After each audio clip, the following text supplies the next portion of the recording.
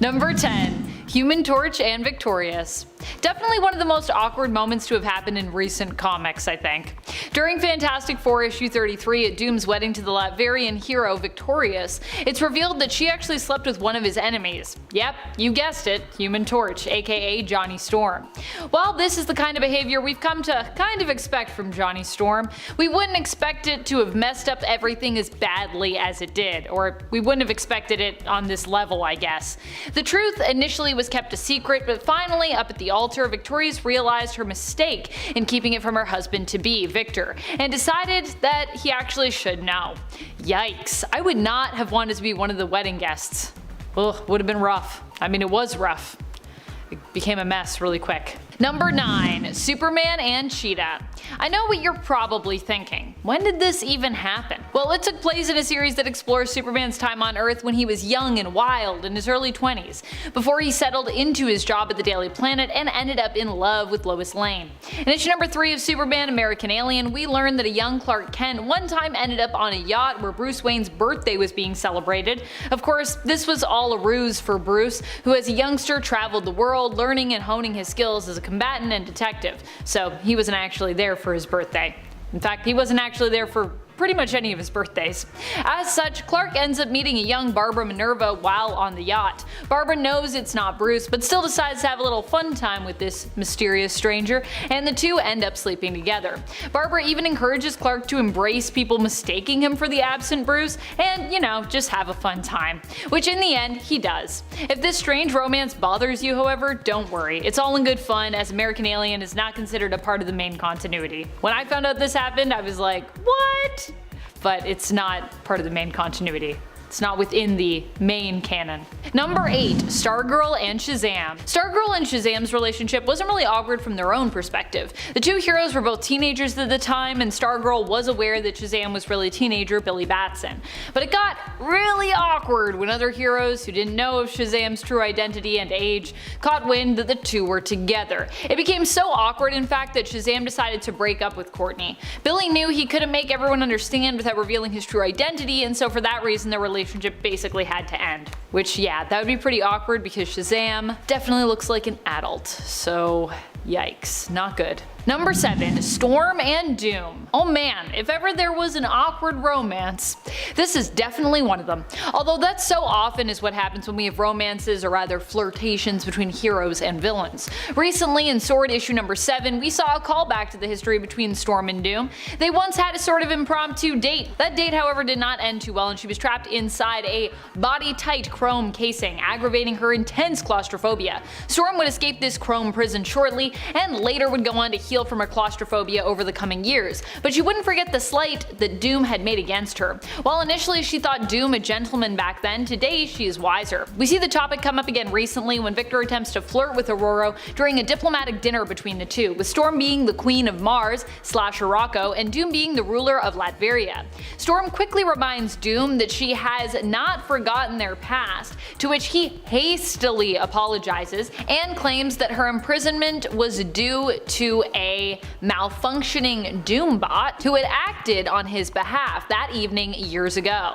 I don't know, Doom. I don't think I'm buying it. Number 6. Starfire and Jason Todd. Starfire and Jason Todd are a weird couple for, well, a number of reasons. Fortunately, they never really went full couple and really only had an implied relationship / flirtation during their time together on the Outlaws team. Still, this pairing was super awkward considering that Starfire had no recollection of her time with Dick Grayson, but also was implied to be younger in the New 52 continuity, with her being associated with the Teen Titans. Jason is, I believe, only a few years younger than Nightwing, which also makes everything kind of weird between Jason, Nightwing, and Starfire, because it's kind of also perhaps unintentionally implied that she would be a lot younger than both of them, and yet even in this continuity I believe she and Dick were still almost married. That still happened, I think. There's also the whole thing between Starfire just seemingly being interested in sleeping with Jason, and then pretty much immediately after actually sleeping with Roy Harper, aka Arsenal. Number 5. Archangel and Tuesday Bird. I don't know if you have read the Archangel one-shot Phantom Wings, but if you haven't, you need to go do so. It is a treat. If you like weird things, you should read it. In this comic, Archangel ends up trapped in what appears to be some kind of pocket or nightmare dimension. In reality, it's being created and manipulated by a mutant who we learn is named Tuesday Bird. No, I'm not kidding, that's her name. Tuesday seems to possess the power to manipulate birds, and we learn that the trauma she suffered is actually causing them to repeatedly attack her.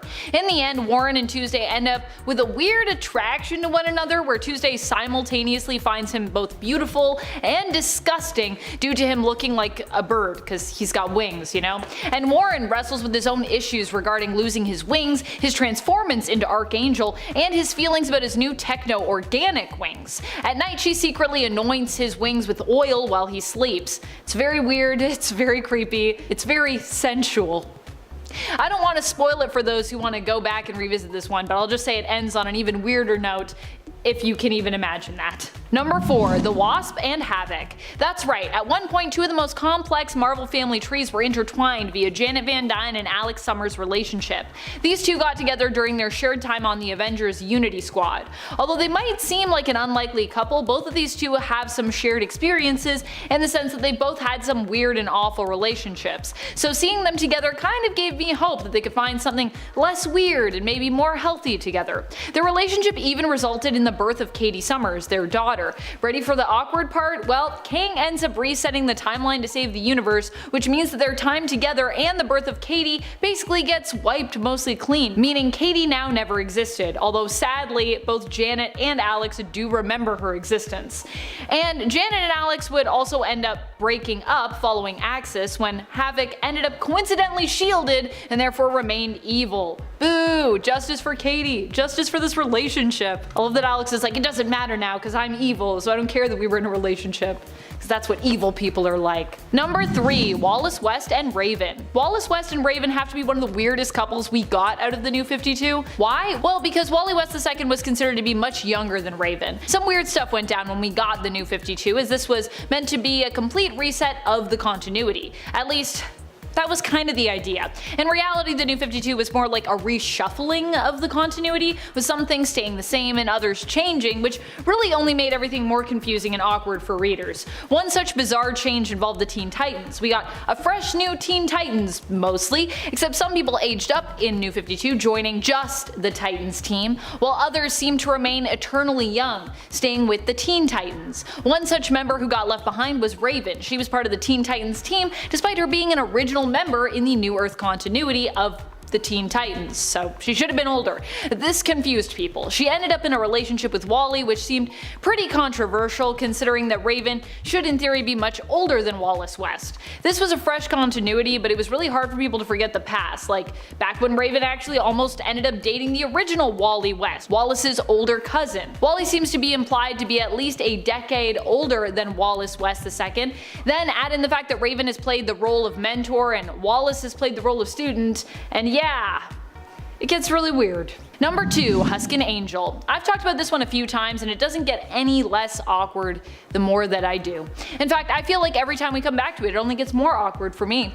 Husk is Paige Guthrie, the younger sibling of Sam Guthrie, aka Cannonball, and one of the siblings, I should say, as there are many Guthries out there. While Sam was introduced to us in the comics in 1982, Paige wouldn't appear until a couple years later, showing up in 1984. Angel, however, was first introduced in issue number 1 of the X-Men in 1963. Where he's initially implied to be of college age, but then of course it was later retconned that the original X-Men were teenagers when they joined up, more like high school age. Still, if Angel was around in the 60s as a teen, and Paige was introduced in the 80s as a teen, I think you see where I'm going with this. Initially, Paige dated Chamber for a while, but later she ended up as Angel's rebound following his breakup with Betsy. While also being seemingly much older than Paige, Warren would also sometimes treat her like she was a kid, and not really like his equal, which also made things even more awkward for readers. Also, there's the time that they were flying in the sky and some things happen. That was awkward. In front of Husk's mom too, which is also awkward. Number 1. Batwoman and Nocturna. Batwoman and Nocturna got together following Kate Kane's breakup with her then fiancé Maggie Sawyer. In fact, Nocturna in the comics was the one who caused that breakup. Behind the scenes of the narrative, there was a lot more going on though, with Batwoman's marriage to her fiancé being basically called off by DC, who didn't want to see it happen, arguing with the creative team behind the book, who did want to see it happen. So Nocturna isn't just bad for Batwoman because She full on manipulated her into letting her feed off of her and dump Maggie and date her, but because she also represented a bigger issue that was going on at the time. The relationship wasn't only abusive to start, but was also abusive throughout. From the start, with Natalia also behaving in a very controlling manner, consistently jealous of Maggie, even after Kate had broken off that engagement. It was just a big yikes of a relationship that also highlighted more awkward and awful problems going on behind the scenes. Number 10. Donna Troy and Terry Long. Donna Troy was known at this time as Wonder Woman's little sister. She is the hero known as Wonder Girl, who is spun as being an Amazon from Themyscira, like Wonder Woman, but a teenager.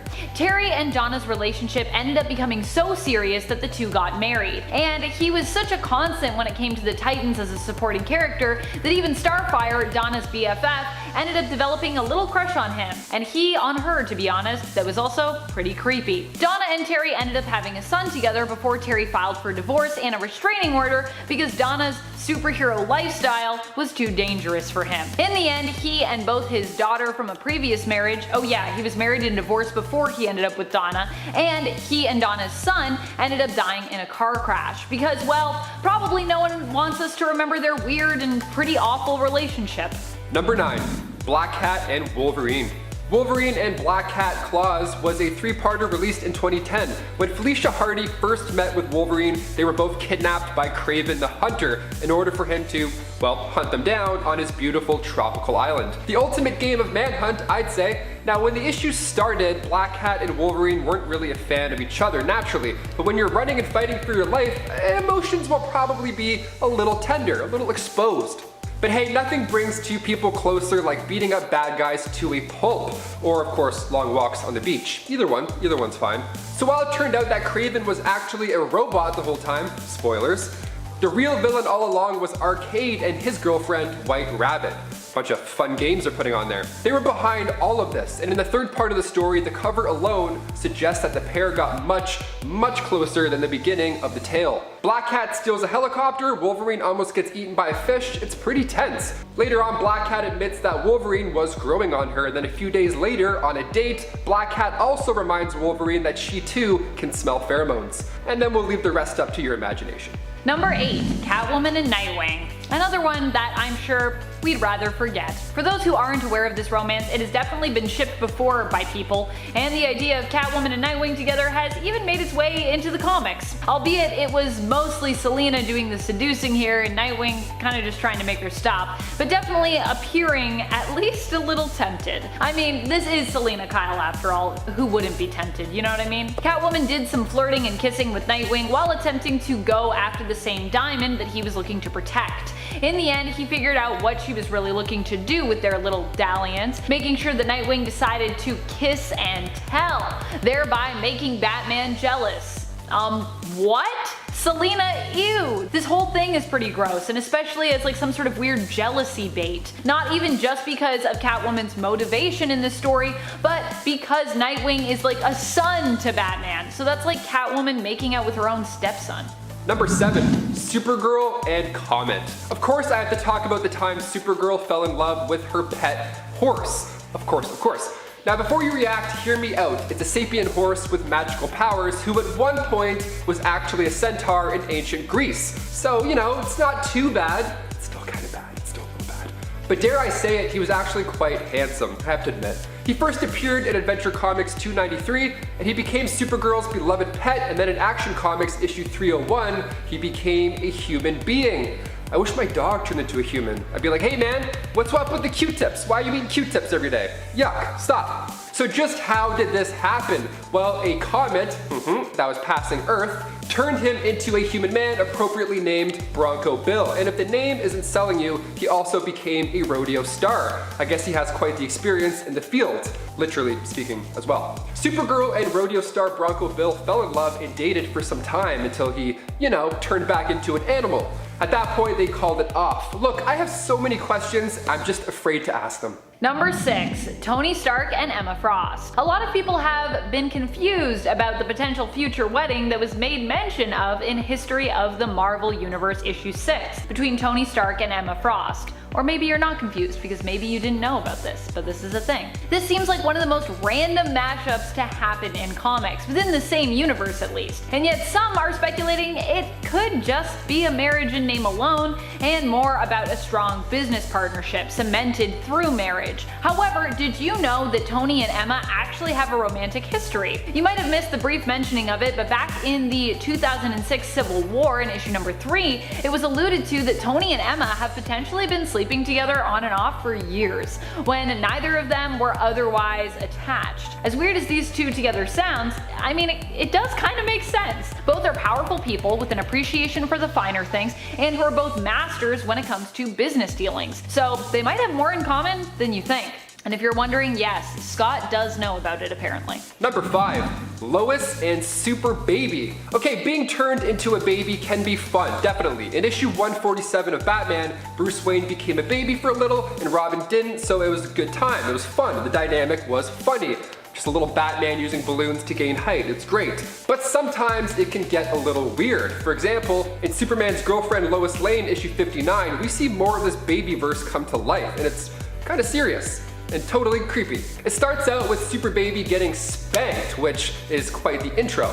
Well, in this comic, Super Baby is from an alternate reality, and Superman is still a thing. He's still his own unit. So Lois brings home the baby version, and Super Baby starts ripping photos apart, just being a pain in the ass. It's the 60s we're talking about, so Lois spanks him a lot. She's like rolling her wrist out in between. I mean, he's the baby of steel, so it's gotta hurt a little bit. Things get even more weird than all of this when you realize the story is just about Lana and Lois fighting over who gets to marry the older Super Baby. This is one I hope I forget, but now you have to live with it as well. Number 4. Jimmy Olsen and Mrs. Giz Piddlesinas. Jimmy has really random, weird, and random luck with women. Sometimes he gets the most charming ladies, and other times the most troublesome ones. Remember that time Harley Quinn pretended to be a love columnist who was interested in him because she actually wanted to kill him?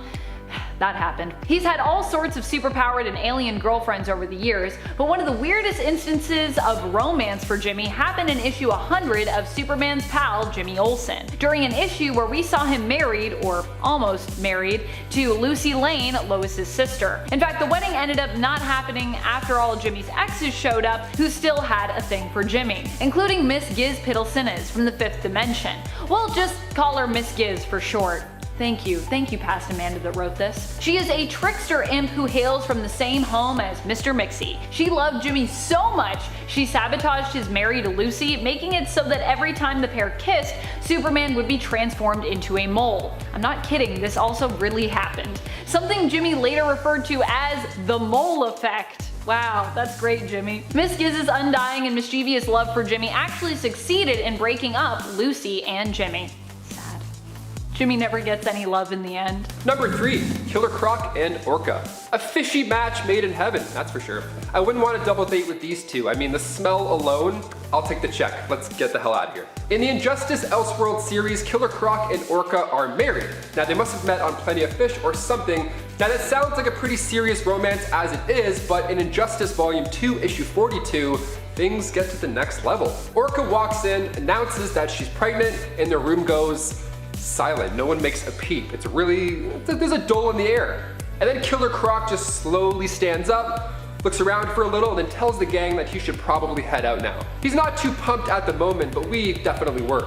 Number 2. Rogue and the Sentry. This is a weird one that just randomly was retconned into existence. But what do you expect with the Sentry, one of the original heroes who himself was retconned into existence? During Sentry's funeral in Sentry Fallen Sun, after the death of both him and his wife Lindy, we see all the heroes gather to pay their respects. They all share their feelings and memories of Bob over a few beers, and a water for Tony because, as Sentry taught him, he always has a choice. While reminiscing, Rogue reveals that Sentry was the only person who could touch her, though I'm pretty sure Magneto can kinda do that too, at least in some realities. Anyways, because Sentry was the only person who could touch her, they ended up having a deeply emotional and physical relationship. We don't really know what Lindy thought of this, or when exactly their relationship happened, or how that all works. This is all we get before Rogue runs off in tears, and I don't think it's ever really mentioned again, so that's kinda weird. And number 1, Harley Quinn and Harley Quinn. Do you think if you met another version of yourself, you would like them? Would you fall in love? I had this conversation with my friend after watching Loki recently. I could date myself maybe for a week, and then I would go through my phone and be like, who's this guy? And I'm like, you tell me, bro. But when Harley Quinn met herself back in 2016's Harley's Little Black Book, she fell in love. It was great. From Amanda Conner and Jimmy Palmiotti, we get to see 6 issues where Harley teams up with other big names, like Superman, Lobo, but then things get unique when Harley meets herself in one of these fun alternate universes, and it's great. They love each other, it's a ride. This whole issue was a good time, but it just honestly made me think if I could date myself. Amanda, could you date a clone of yourself? I would date me. I would date a variant me. So either like male, female me, but like, Yeah. you know, has to be a little different. Yeah, definitely. Chris, what about you? So quick, he's like, yep, absolutely. Yeah, we're both like, yes, we would totally do it. I would do it. The same clone, same height too. We could dance together. Oh, it'd be great. The curls, we get lost in each other's curls. It'd be beautiful. Thank you so much for joining us today on Top 10 Nerd. But before you head out, make sure you tap that notification bell so you don't miss any future videos. You guys rock. I've been your host, Taylor McWaters. And I'm Amanda McKnight. Until next time, stay nerdy, my friends. Kicking off the list at number 10, Thor and Jane Foster. The God of Thunder from Down Under and Jane Foster. Now, we see this relationship in the MCU, not that much though. See, it's said in the beginning of Thor Ragnarok that they broke up, so already this relationship in the MCU is pretty rocky. But now with Natalie Portman confirmed for Thor Love and Thunder next year, we may even go a bit darker with their romance. See, in the comics, their relationship began in the 60s when readers were introduced to Jane. She attended med school and was soon hired by Dr. Donald Blake, who is actually Thor in disguise. They're the king and queen of long distance. I mean, one lives on Earth, the other lives on Asgard, and at one point, Jane actually takes over and becomes the God of Thunder at a time where Thor was unworthy of wielding Mjolnir. Her time as Thor is pretty exciting, but the only catch was that her cancer would worsen every time she used her powers to save the day. So let's just hope we don't have to endure that on the big screen because the comics was hard enough. That was way too sad. Number 9, Crystal and the Human Torch. In Fantastic Four issue 45, Johnny Flame and Crystal meet and they hit it off. Naturally being, Johnny saw her and immediately thought that she was something out of a fairy tale.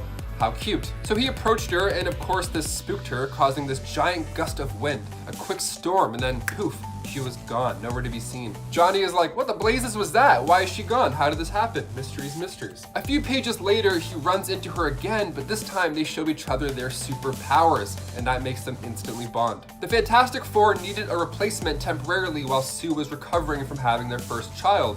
So this Inhuman, Crystal, was looking to fill that spot. Johnny and her were close. They dated after this, and then Crystal was front cover by time Fantastic Four issue 81 rolled around. And then in Avengers issue 104, after a battle with a Sentinel, Quicksilver is hurt. The two of them ended up getting close as well, maybe a bit too close, because then she fell in love with Pietro. Sorry, Johnny, just not hot enough this time, it seems. Number 8, Crystal and Quicksilver. It happens, okay? Maybe you're with somebody, you meet another person, you just can't help it. Love is love. You gotta chase those feelings. It's not easy. So when it comes to Quicksilver, chasing doesn't take that long, being super fast and all. Crystal and Johnny broke up after she admitted to falling in love with Pietro, and then they got married. Now this sounds like Johnny is the only one who got hurt here, but that's not the case for long. Crystal and Pietro's marriage was the first between an Inhuman and a human in history, so it was kind of a big deal. They ended up having a daughter who surprisingly was born without any powers, and they named her Luna after the world that she was born on. Quicksilver believed that he had the right to subject the child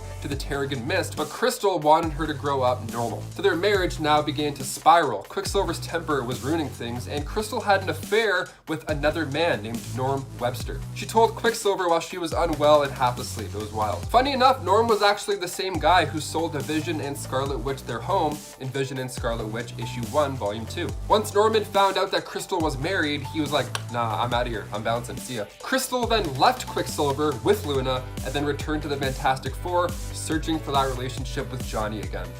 What a mess. What an absolute mess. Number 7, Thor and Lady Sif. This next one, okay, I think this will be a central plot for the next Thor movie, perhaps. When it comes to Norse mythology, Thor's wife is Lady Sif. In the comics, it's not that easy. See, they were on and off for a while, and we see glimpses of this in the MCU. With Lady Sif's absence in Ragnarok, fans can expect her to return into Thor's life, kind of like Bo Peep in Toy Story 4. She's still around, she's just not around here right now, per se. In Journey into Mystery, issue 102, Thor had fallen in love with Lady Sif, so much so that when Sif had been kidnapped by storm giants and ended up as a prisoner of Hela, Thor straight up offered his own life in order to save hers. And Hela was so impressed that she let them both go. She was like, wow, go make out, go do something, that's great, you guys are great. And then in Thor 236, Lady Sif sacrificed her own life in order to save Jane's. Now, while this may seem like a rather dark plot, I'm sure we'll get some sort of version in it in the next Thor movie. Maybe the reality gem has caused some life-altering effects to Jane, and Lady Sif can somehow be the only one to save her at the end of the movie. Number 6, Black Widow and Bruce Banner. Remember in Age of Ultron when Black Widow was the key to calming Bruce Banner down? They were in love, probably. I think, maybe? They were flirting at the beginning of Age of Ultron. Even Steve Rogers was like, hey, you're not breaking any bylaws, go for it. I insist. And then cut to later in the movie, they're at Clint's secret family farmhouse talking about running away together. And then after all this time, Bruce finally returns to Earth in Infinity War, and he says hi to Nat, and then she says hi back, and that's kind of it. Well, according to Infinity War co-screenwriter Stephen McFeely, he said they certainly tried to, but it became very clear that if the scene was just not the A-plot of the movie, it couldn't survive Infinity War. He said that thing has to be on rails just to get to the finish line. He said you couldn't wrap up loose threads just because you wanted to. That's a valid point, but when Natasha sacrifices her life in order to allow Hawkeye to get the Soul Stone, Banner just throws a bench. I was seriously expecting more heartbreak from him. I was actually expecting him to kind of Hulk out a bit, but no, he wears cardigans now, so he's all good. Number 5, Spider-Man and Gwen Stacy. This one left average moviegoers stunned in theaters when The Amazing Spider-Man 2 hit the big screen. We see the famous death of Gwen Stacy from the comics on the screen, and it's so sad. God, it's so sad. This horrible moment comes from issue 121 of The Amazing Spider-Man, where the Green Goblin drops her off the Brooklyn Bridge, and although Peter has his trusty webs, sometimes the angle just doesn't cut it, and then he caught her the wrong way, and Gwen Stacy's neck ended up snapping from the momentum. Eagle-eye fans could spot the clock tower in Amazing Spider-Man 2 striking 12:10, which references that of issue 121. Number 4, Black Panther and Monica Lynn. Monica first appeared in comics back in Avengers issue 73. She grew up in Georgia but moved to New York, where she then met Black Panther. T'Challa saved Lynn from the Sons of the Serpent, and usually when there's saving involved, loving comes after. They hit it off, so much so that Monica actually lived in Wakanda with her prince as well. In Black Panther, Panther's Prey issue 4, he calls off the engagement without giving an explanation why. But then in Black Panther volume 4 issue 16, Monica Lynn is seen performing. She's a great singer in the comics, and she sings a sad love song to a sold-out crowd in Washington, D.C. Through her lyrics, she reflects on her heartbreak and the fact that T'Challa is marrying someone else. He actually ends up marrying Storm. Wow, what an artist. She turns her pain into passion. She's like Adele, but better. Number 3, Jean Grey and Scott Summers. Cyclops and Jean Grey became close in the school for gifted youngsters after Scott was given a visor made of ruby quartz. He could then control his powers and shortly became the deputy leader of the X-Men, and then of course fell in love with his teammate, the wonderful Jean Grey. Sounds like a dream when it comes to the gifted youngsters, no? They're super close, and of course their romance was a fan favorite. She's in his head as well. I mean that in a literal sense. Jean created a psychic link between them both, giving them the ability to read each other's minds. Guys, just a pause right there. Would you ever want that with your significant other? Would you ever want your brains to be linked and you know what each other's thinking about? That's trust. That's a lot of trust. I can't tell if I would hate that or love that. They went strong until Jean sacrificed herself to save everybody from the Dark Phoenix in X-Men 137. And Scott would surely take his time moving on until he married Madeline Pryor, of course. Number 2, Vision and Scarlet Witch. Perhaps one of the most interesting couples in the MCU, and especially after the events of WandaVision have just unfolded last week, it's fair to say that this deserves a spot on the list as well. He's an android and she's a witch, and they go through a lot together. So Vision and Wanda tied the knot back in 1974, and they've even welcomed twins at one point. Catch was, those twins of Wanda and Visions came out of nowhere, and it was then revealed that their souls were actually part of Mephisto, which was actually a running theory in WandaVision for a while, but that might have been too dark for the show, which makes sense. So these twins have been in the comics to grow up to become Wiccan and Speed, and in the MCU, Wanda and Vision's romance is super fun to watch for the most part. They joke and bond over paprika, they watch sitcoms, and they have incredibly deep conversations about love. They both got their abilities from the same Infinity Stone in the MCU, so they're literally connected in a way. In the finale of WandaVision, she says goodbye yet again to her love, and this time it's on their terms. Now, with the other White Vision being free, and he's basically another version of that same Vision, odds are it's going to be even more heartbreaking once Wanda leans into this villain role in Doctor Strange in the Multiverse of Madness, and they yet again have to say goodbye for the 4th time. I've lost count at this point. And finally, number 1, Tony Stark and Pepper Potts. When it comes to character arcs in the MCU, Endgame did a really good job of wrapping storylines up for most of our characters. I mean, Black Widow for sure could have used a funeral, but I mean, her solo movie is coming up, so maybe we'll see more of that then. But when it comes to Tony Stark and Pepper Potts, she used to work for him, answering his calls, watching him tinker around in the basement, building Mark II. They had their ups and downs throughout the years. Like in Civil War, Tony and Pepper were separated, and then at the end of Homecoming, Tony pops out an engagement ring, and then things come to a tragic end, of course, when Tony sacrifices his life in order to wipe out Thanos and his army. Of course, repeating the same words that kicked off this entire thing in the first place, those being, "I am Iron Man." So now with Pepper being more than capable of suiting up herself and helping out in the battle, could we see more of her in the MCU, perhaps in her Iron Man suit? Probably not, it doesn't seem like we will, but hopefully.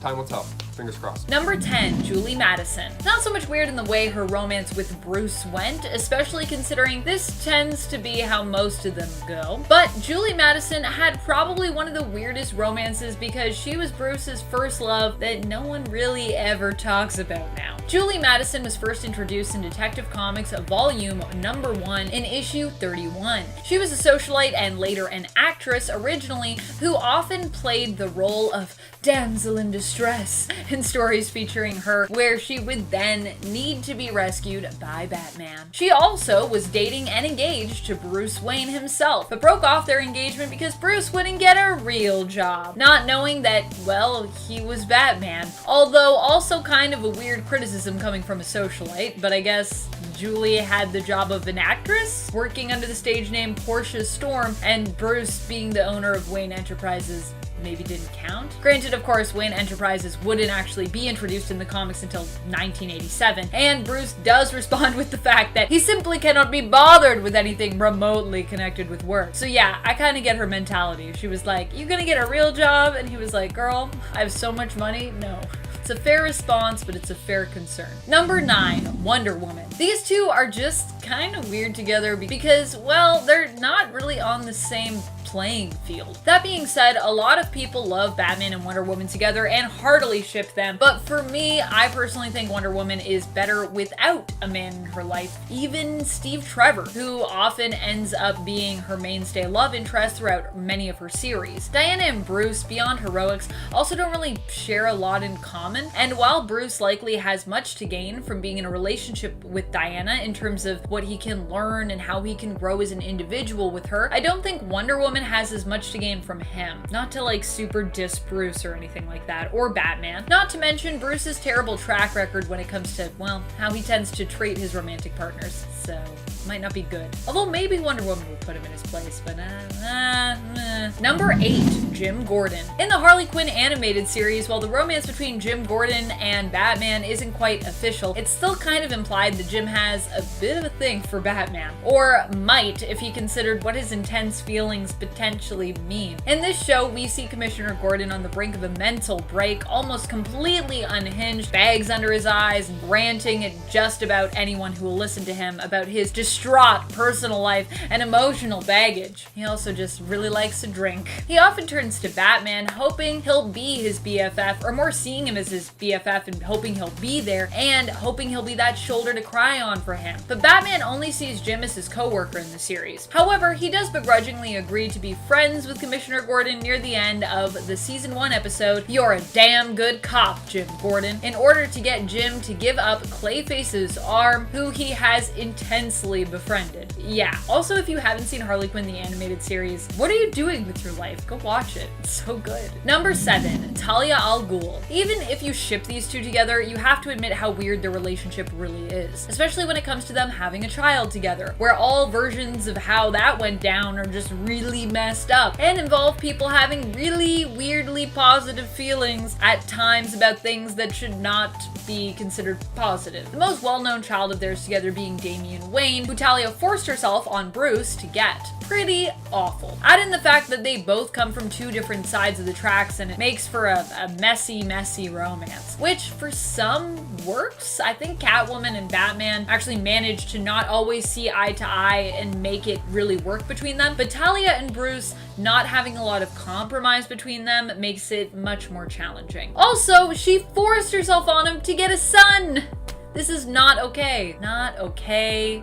Not okay. Number 6, Andrea Beaumont. Andrea Beaumont in the animated universe was a young love of Bruce's. The two fell in love during their time together at Gotham University. Good old Gotham U. And were even engaged to be married, but Andrea had to break off the engagement as she and her father were leaving to go to Europe. Her father, you see, was involved in a criminal money laundering racket and had stolen money from the mob bosses that he worked for, turning that into a profitable fortune all its own. To escape his insidious partners who would kill him if they found out about his theft and found out that he was leaving, he left Gotham and hid himself and Andrea in Europe. Eventually, her father's location was sold out and he ended up being murdered by those he'd betrayed years before. Andrea, unable to accept this injustice, took her father's fortune and used it to train and get equipment to turn herself into the masked vigilante known as the Phantasm, returning to Gotham years later to get revenge on those responsible for her father's death. She also returned as Andrea Beaumont, claiming she had some accounts to settle and once again ran into her old flame, Bruce Wayne. Eventually, the two discovered one another's identities, Bruce Wayne as Batman and Andrea as the Phantasm. This revelation actually dramatically surprised Batman, especially as he had suspected that the Phantasm was a man. We all suspected that just because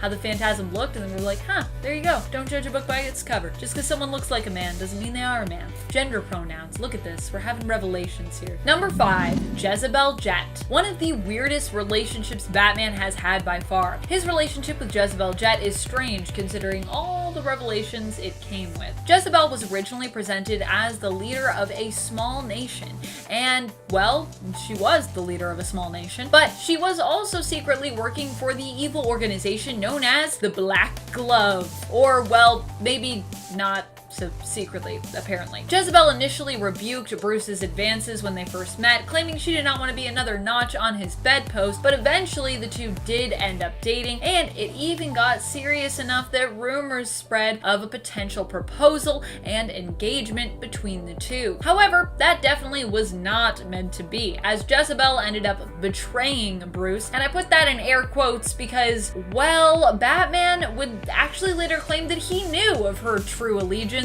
and that she was planning to betray him all along, and that their whole seemingly real relationship from both sides had therefore been faked.